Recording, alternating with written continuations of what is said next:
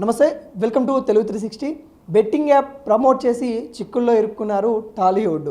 చాలామంది యూట్యూబర్స్, అదేవిధంగా cinema industry పెద్ద తలకాయలే ఇందులో ఈ ప్రమాదంలో అయితే చిక్కుకున్నట్టు కూడా తెలుస్తూ ఉంది. అసలు ఈ కేసు ఎలా చూస్తూ ఉన్నారు, అసలు ఈ కేసు ఏ విధంగా ఉండబోతా ఉంది, పూర్తి వివరాలు అయితే తెలుసుకుందాం. మనతోని రిటైర్డ్ పోలీస్ ఆఫీసర్ రెడ్డన్న గారు అయితే ఉన్నారు. సార్ నమస్తే సార్. సార్, ఈ బెట్టింగ్ ప్రమోట్ చేసిన వాళ్ళు ఎవరైతే ఉన్నారో వాళ్ళు ఇప్పుడు నోటీసులు కూడా కొంతమంది ఎదుర్కొంటా ఉన్నారు, కొంతమంది అరెస్ట్ అయ్యారు. ఈ కేసుని ఎలా చూస్తారు ప్రధానంగా? జూదాన్ని గురించి ఎవరు ప్రమోట్ చేసినా, బెట్టింగ్ యాప్స్ గురించి ఎవరు ప్రమోట్ చేసినా కూడా అది నిషేధం. అది గవర్నమెంట్ ఎప్పుడు పర్మిషన్ ఇవ్వలేదు, ఇవ్వదు కూడా. కాబట్టి బెట్టింగ్ యాప్లని ఎవరు ప్రమోట్ చేసినా, యూట్యూబర్స్ కానీ ప్రమోటర్స్ కానీ వాళ్ళపైన తగు చర్యలు తీసుకుంటుంది ప్రభుత్వం. ఎవరు కంప్లైంట్ ఇచ్చినా ఇవ్వకపోయినా కూడా సుమోటోగా కూడా గవర్నమెంట్ ఎఫ్ఐఆర్లు కడుతుంది. వాళ్ళు ఎవరు ప్రమోట్ చేసినారో వాళ్ళ వల్ల ఏమైపోతుందంటే కొన్ని లక్షల మంది వాళ్ళ అభిమానులు తమ ప్రాణాలను కోల్పోతున్నారు, ఆస్తులను కోల్పోతున్నారు, విలువైన డబ్బుల్ని కోల్పోతున్నారు, సమయాన్ని వృధా చేసుకుంటున్నారు. అందువల్ల ఇదేమవుతుందంటే డెఫినెట్గా ఇది సమాజానికి ఒక పెను ముప్పులాగా తయారైంది. కాబట్టి డెఫినెట్గా దీనిపైన చర్య తీసుకోవాలని అన్ని వైపుల నుంచి డిమాండ్ ఉంది. ఆ విధమైన చర్యలు కూడా తీసుకుంటున్నారు. అది ఎవరైనా పర్వాలేదు, దీన్ని ప్రమోట్ చేసినందుకు బెట్టింగ్ యాప్లని వాళ్ళపైన చర్యలు ఎఫ్ఐఆర్ కడతారు, చర్య తీసుకుంటారు. ఇంకోటి సార్, ప్రధానంగా మంచు లక్ష్మి, విజయ్ దేవరకొండ ఇలాంటి పెద్ద పెద్ద పేర్లు, ప్రకాష్ రాజ్ గారు, వీళ్ళ పేర్లు వినిపిస్తూ ఉన్నాయి. వీళ్ళకు కూడా ఏ విధంగా ఉండబోతూ ఉంది? ఎవరైనా ఒకటేనండి. ఇప్పుడు మర్డర్ చేస్తే, ఎమ్మెల్యేకి ఒక మర్డర్ చేస్తే ఒక 302/327 కాదు కదా.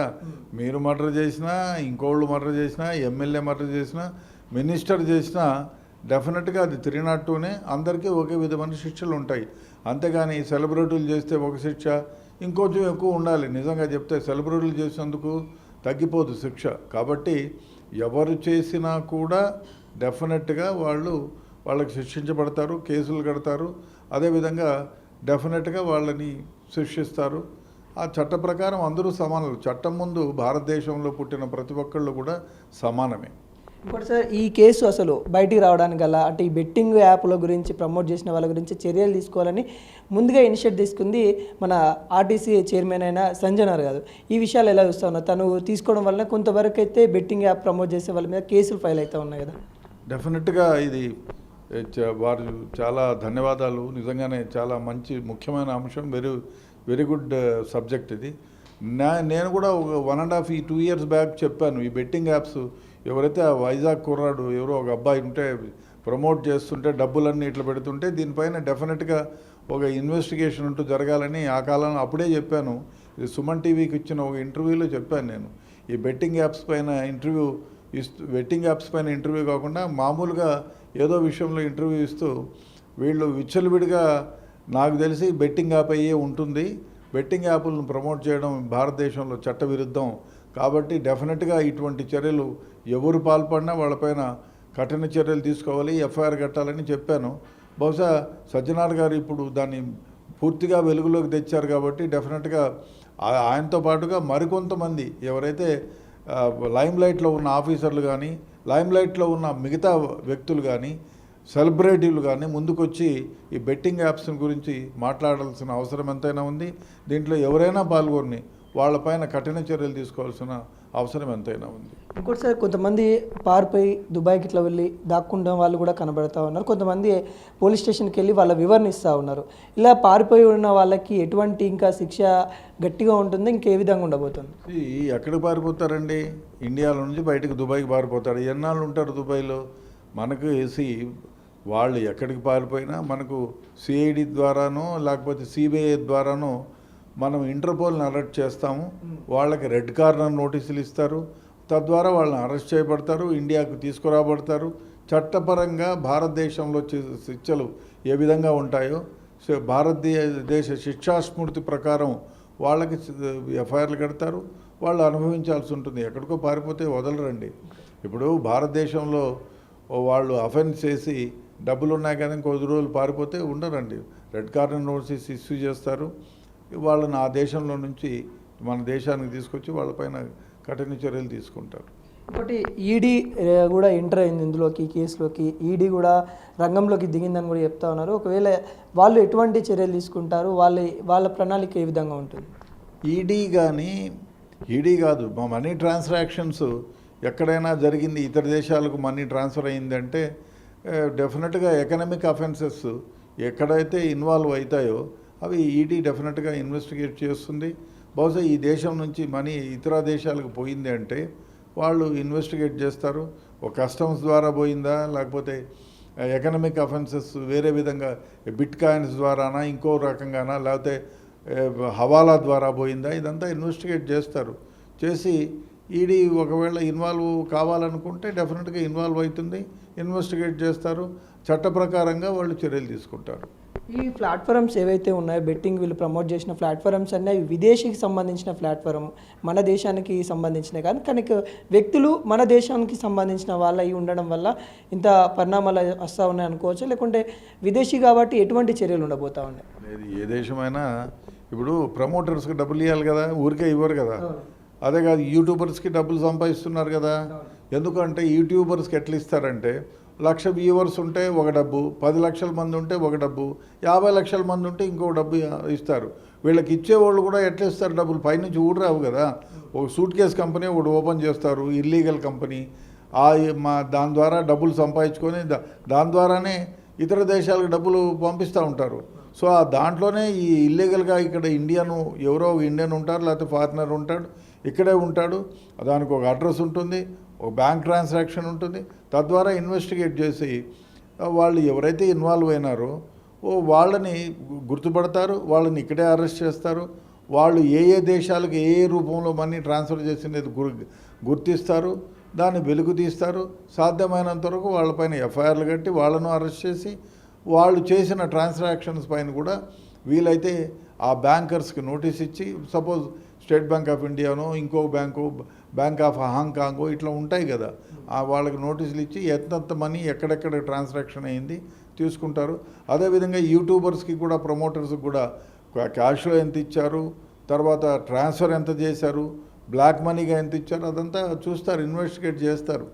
చేసి ఆ ప్రకారంగా వాళ్ళపైన చర్యలు తీసుకుంటారు. ఇంకోటి ప్రధానంగా వాళ్ళు ఎంక్వైరీలో ఏం చెప్తా ఉన్నారంటే, మాకు డబ్బు వస్తుందే చూసాం కనుక మాకు వెనుక ఇంత జరుగుతుందని మేము ఎప్పుడు అనుకోలేదు, మా వల్ల వేరేటోళ్ళు చనిపోతూ ఉన్నారన్న విషయం కూడా మాకు తెలియకపోవడం వల్ల మేము చేశాము, తప్పని ఒప్పుకుంటా ఉన్నారు. కానీ ఈ చట్టం ఏ విధంగా చూస్తుంది ఈ అంశాలను?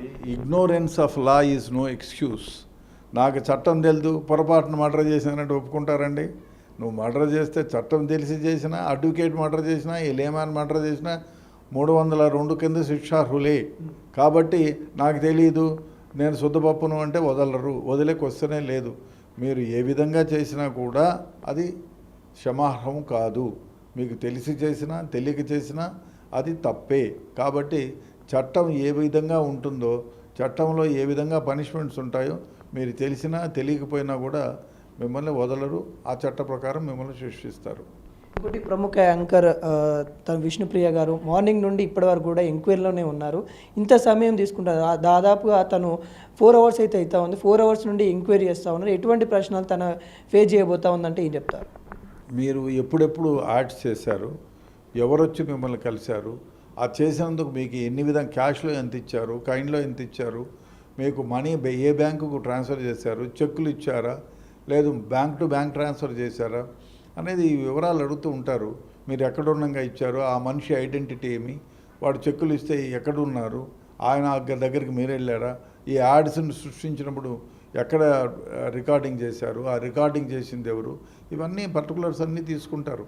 తీసుకొని ఎవిడెన్స్ అంతా కలెక్ట్ చేసి, ఎందుకంటే రేపు పొద్దున్న కేసు పెట్టినప్పుడు నిలబడాలి అంటే డెఫినెట్గా ఈ ఎవిడెన్సెస్ అన్నీ కలెక్ట్ చేయాలి.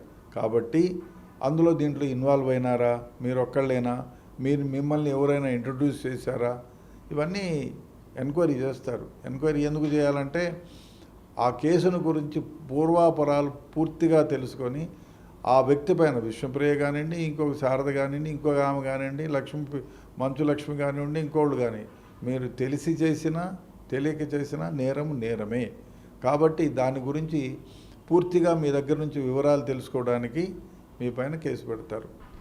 ఇంకొక విషయం సార్, అంటే ఇక్కడ కొంతమంది ప్రాణాలు పోయారు కదా, వాళ్ళకి న్యాయం చేయాలి అని అంటే వీళ్ళ నుండి ఎటువంటి పరిహారం ఎక్స్పెక్ట్ చేయొచ్చు, లేకుంటే వీళ్ళ నుండి ఏమి ఎక్స్పెక్ట్ చేస్తే వాళ్ళకి న్యాయం జరుగుతుంది అంటారు? ఇప్పుడు నిజం చెప్తే ఆ, వాళ్ళు చెప్తే ఇప్పుడు విష్ణుప్రియో ఇంకొక అమ్మాయో ఇంకొక అబ్బాయో ఎవరన్నా కానీ వాళ్ళ ఫ్యాన్స్గా ఉండి వాళ్ళ యాడ్స్ చూస్తూ సో వీళ్ళు దానికి పూర్తిగా విశ్వసించి వాళ్ళు చెప్పే యాడ్స్లో మీకు డబ్బులు వస్తాయి, 10 రూపాయలు పెట్టుబడి పెడితే 100 రూపాయలు వస్తాయి, ఆ రోజు నేను ఇట్లా పెడితే నాకు అట్లా వచ్చింది అని చెప్పి మీరు చెప్పారు.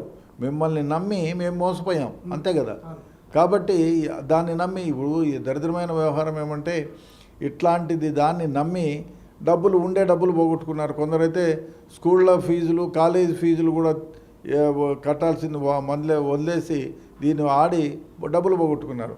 కొందరైతే ఆడపిల్లలు పెళ్ళికి ఇంట్లో పెట్టుకున్న డబ్బులను కూడా దాచుకున్న డబ్బులు కూడా దీని ద్వారా నాశనం చేసుకుని పెళ్ళిళ్ళు చేయలేని పరిస్థితి ఏర్పడింది. కొందరు ఇల్లులు కుదవబెట్టారు, కొందరు పొలాలు అమ్మినారు, కొందరు బంగారం అమ్మినారు, కొందరు బంగారం తాకట్టు పెట్టారు. ఈ విధంగా చేశారు. సో చేసి ఎందుకు చేశారు? వీళ్ళ మాటలు నమ్మి. అంటే మీరు ₹1,00,000 ఇవాళ పెట్టుబడి పెడితే 5 లక్షలు వస్తాయో 10 లక్షలు వస్తాయో మీకు డెఫినెట్గా దీంట్లో డబ్బులు వస్తాయని అంటే వాళ్ళ మాటలు నమ్మి పెట్టారు. So who is responsible? వాళ్ళ మాటలు నమ్మి. నాకు చెప్తే ఇంకో విధంగా వాళ్లకు ఎంక్వైరీ చేయండి, ఎంతెంత డబ్బులు ఎట్టట్లు పోయినాయో చెప్పండి. వాళ్ళు సంపాదించిన ఆస్తిలో అది గవర్నమెంట్ ఒక చట్టం తేవాలి, స్పెషల్గా ఒక చట్టాన్ని తెచ్చి ఆ చట్టం ప్రకారం ఎవరైతే ఎంతెంత పోగొట్టుకున్నారో వాళ్ళ దగ్గర ఎవరెవరి దగ్గర సీజ్ చేస్తున్నారో ఆ విధంగా ఇప్పించాల్సిన బాధ్యత ఉంది. అదైతే ఎవరైతే గ్యామ్లర్ మెయిన్ మ్యాన్ ఉన్నాడో వాడు దొరికితే వాని ద్వారా కూడా రికవరీ చేసి వీళ్ళకు ఇవ్వాల్సిన అవసరం ఉంది. అదే కాదు, నేను ఇంకో మాట కూడా చెప్తాను. ఎవరైతే నష్టపోయారో వాళ్ళు పోలీస్ స్టేషన్లో కంప్లైంట్ ఇవ్వండి. ఫలానా వాళ్ళు మమ్మల్ని ప్రోత్సహించారు, వాళ్ళకి నేను మొదటి నుంచి కూడా శ్రేయభిలాషిని అగిలాకుండా ఒక మంచి అభిమానిని. సో వాళ్ళ మాటలు నమ్మి నేను పెట్టుబడి పెట్టి ఈ విధంగా ఆడాను, ఇంత డబ్బులు పోగొట్టుకున్నాను. ఇవాళ అదే కాకుండా ఈ దరిద్రమైన వ్యవహారంలో ఇంకో కొందరు ఉన్నారు. ఆ మనీ లాండరింగ్ అది ఉంది కదా, మనీ లోన్ యాప్స్, దానిలో పోయి డబ్బులు తీసుకున్నారు. వాళ్ళు వెధవలు డబ్బులు వీళ్ళు కట్టలేని పరిస్థితి. డబ్బులు ఎలాగో ఈ యాప్లో పాల్గొన్న వాళ్ళకి డబ్బులు ₹5 రావు, పోగొట్టుకునేదే. కాబట్టి అట్లా పోగొట్టుకున్న తర్వాత ఏం చేస్తున్నారు? వాళ్ళు హింసకు గురి చేస్తున్నారు. దానివల్ల కొందరు ఊరేసుకొని ఆత్మహత్యలు పాల్పడుతున్నారు. వాళ్ళు ఇంకో మొట్టు కిందకు వేసి మీ ఫ్యామిలీలో ఉండే వాళ్ళందరినీ ఫోటోలు కలెక్ట్ చేసి మార్ఫింగ్ చేసి మీ కుటుంబ పరువు తీస్తున్నారు. దానివల్ల కూడా కొందరు ఇబ్బంది పడినారు, కొందరు ఆత్మహత్యలు చేసుకుంటున్నారు. కాబట్టి చాలామంది లోన్ ల్యాబ్లో ఈ వ్యవహారంలో నష్టపోయిన వాళ్ళు ఎలాగైనా సంపాదించాలి ఇంకా ₹10 అని చెప్పి ముందడుగేసి లోన్ ల్యాబ్లు తీసుకుంటున్నారు. వాళ్ళ వల్లలో కూడా చెక్కి నాశనం అయిపోతున్నారు. కాబట్టి ఎవరైతే ఈ విధంగా పోగొట్టుకున్నారో వాళ్ళు ఒక ఎఫ్ఐఆర్లు ఇవ్వండి. ఎందుకంటే వాళ్ళ మాటలు నమ్మి, వాళ్ళ చీటింగ్ మాటలు నమ్మి మేము మోసపోయాము, కాబట్టి మాకు న్యాయం చేయాల్సిందే, వాళ్ళు మమ్మల్ని చీట్ చేశారని వీళ్ళు కూడా ఎఫ్ఐఆర్ కడితే ఆ విధంగా ప్రజల్లోకి ఎడ్యుకేట్ చేయగలిగితే మిగతా వాళ్ళైనా అరే ఫలానా వాడు ఈ విధంగా వాడి మాటలు నమ్మి మోసపోయినారు, ఇంతమంది చనిపోయినారు, ఇంతమంది ఆస్తులు పోగొట్టుకున్నారని ప్రజలకు తెలియపరిస్తే, ప్రజల్ని ఎడ్యుకేట్ చేయగలిగితే, ఎలక్ట్రానిక్ మీడియా ప్రింట్ మీడియా ద్వారా ప్రజల్ని ఎడ్యుకేట్ చేస్తే మిగతా వాళ్ళైనా దాని జోలికి పోకుండా ఉంటారు. అదే కాకుండా అతి ముఖ్యంగా ఎవరైతే ఉన్నారో ఈ రేస్లో వాళ్ళతోనే చెప్పించాలయ్యా, బుద్ధి లేకుండా మేము చేసాము ఈ పని, మీరు చేయకండి అని చెప్పి వాళ్ళే యాడ్స్ ఇవ్వండి, వాళ్ళు యాడ్స్ ఇచ్చేయండి, వాళ్ళు ఎడ్యుకేట్ చేయండి ప్రజల్ని. ఆ విధంగా చేయగలిగితే మీరు కొంతలో కొంతైనా ప్రజల సంక్షేమాన్ని కోరుకున్న వాళ్ళు అవుతారు. సో డెఫినెట్గా ప్రభుత్వం ఏదైతే ఉందో దీన్ని సీరియస్గా తీసుకోవాలి.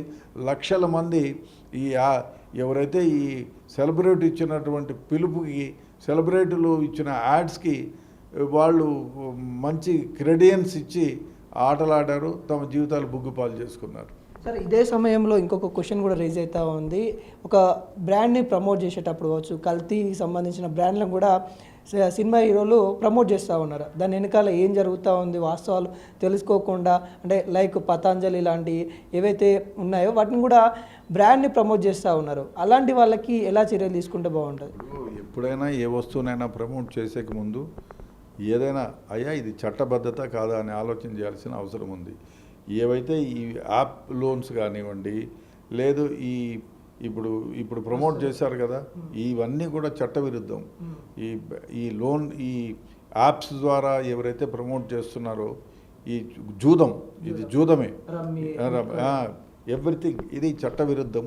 కాబట్టి ఇట్లాంటి వాళ్ళని ప్రమోట్ చేసే ముందు అయ్యా ఇది చట్టవిరుద్ధమా, చట్టపరమా కాదా అని ఆలోచన చేయాలా.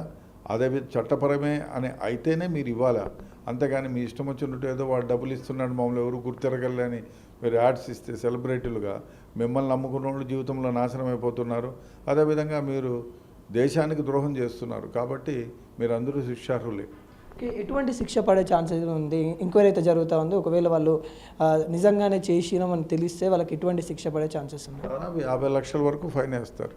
అదేవిధంగా ఫైన్ కట్టలేకపోతే జైలు శిక్ష 3 నెలలు 6 నెలలు ఉంటుంది. అదేగా దానికి సంబంధించి వేరే సపోజ్ ఆయన మాటలు నమ్మి ఇప్పుడు డబ్బులు ప్రాణాలు పోగొట్టుకున్నారంటే కూడా దాన్ని వేరే సెక్షన్లు కూడా యాడ్ చేసి వాళ్ళు బెయిలబుల్ కాకుండా నాన్ బెయిలబుల్ సెక్షన్ల కింద అరెస్ట్ చేసి 4-5 ఏళ్ళు కూడా జైలు శిక్ష పడే అవసరం ఉంది, చేయాలి కూడా. మీరు ఫైనల్గా ఎవరైతే మోసపోయినారో వాళ్ళకి ఏం సూచిస్తారు మీరు? దయచేసి ఈ సెలబ్రిటీలు మాట్లాడే మాటల్ని నమ్మొద్దు, ఈ యాడ్స్ని నమ్మొద్దు. ఎందుకంటే చూసి ఏదో నవ్వుకోవడానికి తప్ప ఈ ఏవైతే ఉన్నాయో ఈ రమ్మీ కానీ ఇంకోటి కానీ జూదాన్ని గురించి ఏదైతే యాప్స్ ఉన్నాయో దానిని మీరు అస్సలు ముట్టుకోవద్దు. ఈ స్మార్ట్ ఫోన్ వచ్చిన తర్వాత మీరేదో సెలబ్రిటీని గురించి చూద్దామని మీరు దాని వైపు చూడడం, అందులో ఏ ఆర్టిఫిషియల్ ఇంటెలిజెన్స్ వచ్చిన తర్వాత ఏమవుతుందంటే ఈ విధవ అన్నీ కూడా అడ్వర్టైజ్మెంట్ రూపంలో వస్తున్నాయి.